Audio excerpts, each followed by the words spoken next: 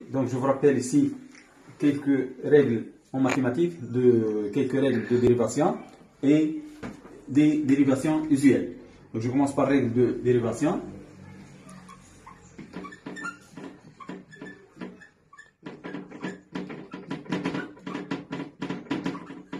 Donc, généralement, je vais les mettre dans un tableau. Donc, ici f, ici ça dérive f'. Si on a k fois u, avec k une constante, donc la dérivée c'est k reste fois dérivée de u. Donc s'il s'agit d'une somme u plus v, ça va donner u' plus v'. S'il s'agit d'un produit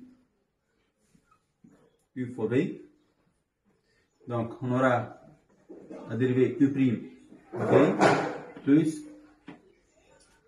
u fois dérivée de v'. S'il s'agit d'un quotient ou l'inverse de u, donc 1 sur u, sa dérivée est moins 1 sur, ou moins u' sur u au carré. Ou s'il s'agit d'une quotient, u sur v,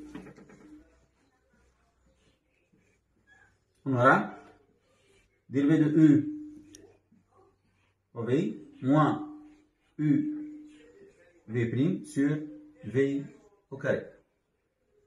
Donc, voilà quelques règles de dérivation. Je vous donne aussi les dérivées usuelles. Donc, dérivées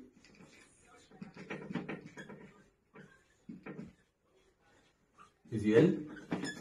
Donc, s'il s'agit d'une constante k,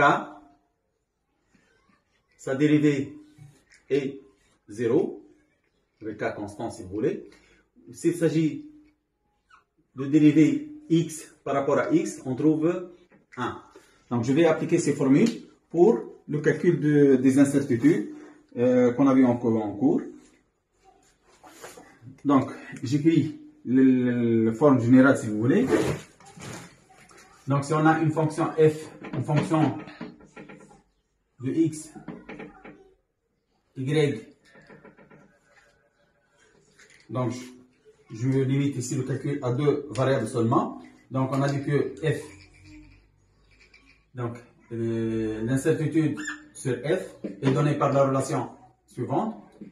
Dérivée de f par rapport à x fois delta x plus durant f par rapport à y fois delta y. Bien sûr, si je dérive f par rapport à x, je prends y constante. Et si je dérive par rapport à y, je prends x égale constante. Donc, pour cela, on va utiliser les règles particulières suivantes.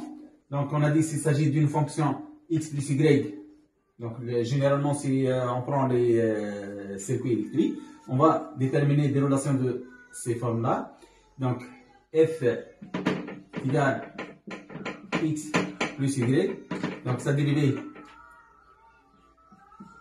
Donc, je dérive. On me demande bien sûr de déterminer l'incertitude absolue sur f et l'incertitude relative sur f.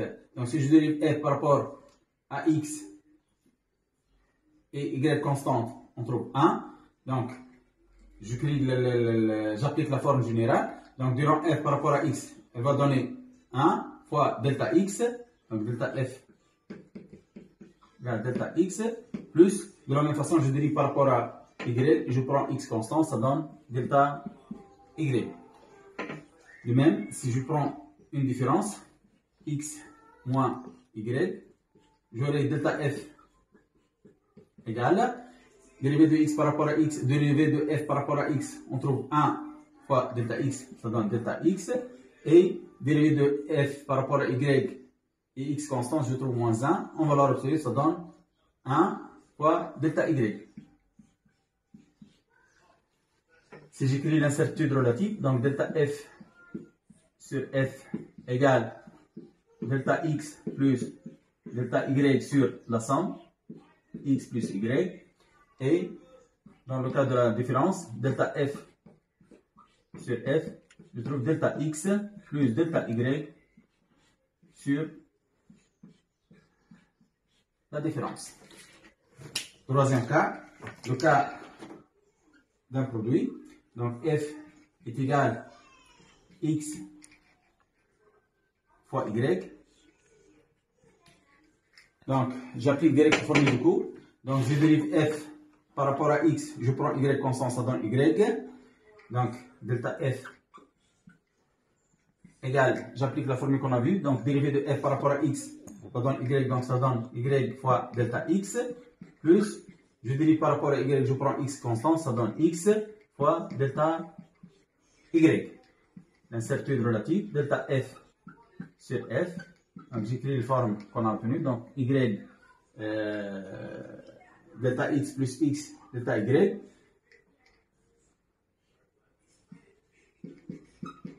Plus x, delta y sur le produit x et y. Donc, qu'est-ce qu'elle va donner ça? Donc, si vous voulez, si je simplifie, donc y delta x sur y, ça donne delta x sur x plus delta y sur y. Quatrième et dernière formule, donc f égale x sur y. Donc delta f égale à quoi?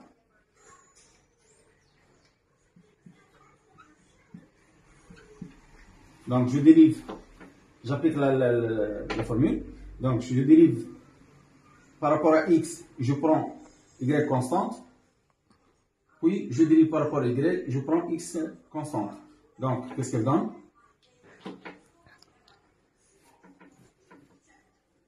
Donc dérivé de f, si vous voulez, je vais calculer chaque terme seul. Puis je fais la somme pour qu'elle soit plus simple.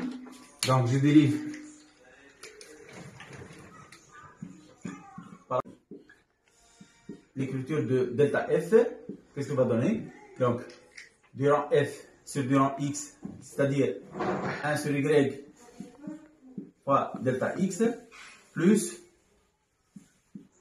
on va le retrouver ça, donc plus x sur y carré fois delta y. L'incertitude relative, delta f sur f. Donc, je divise par le produit, donc 1 sur y, delta x plus x sur y carré fois delta y. Je divise tout par x sur y. Donc, qu'est-ce que je trouve? Donc, 1 sur y, delta x sur x sur y, je multiplie par l'inverse. Donc, fois y sur x. Je simplifie par la suite par y. Plus x sur y au carré. Fois y sur x, plutôt fois delta y. Après simplification, donc je simplifie ici par y, je trouve, je vais écrire donc delta f sur f ici, donc je vais l'écrire ici, hein. Donc delta f sur f égale, donc ça donne delta x sur x plus, donc je dérive ici par, je simplifie pardon par y, je simplifie par x, je vais trouver delta y sur y. Donc comme ça, on aura les 4 règles générales qu'on a vues dans le cours. Oui, je vais appliquer ces règles dans l'exercice 2 de TD numéro 1 qu'on va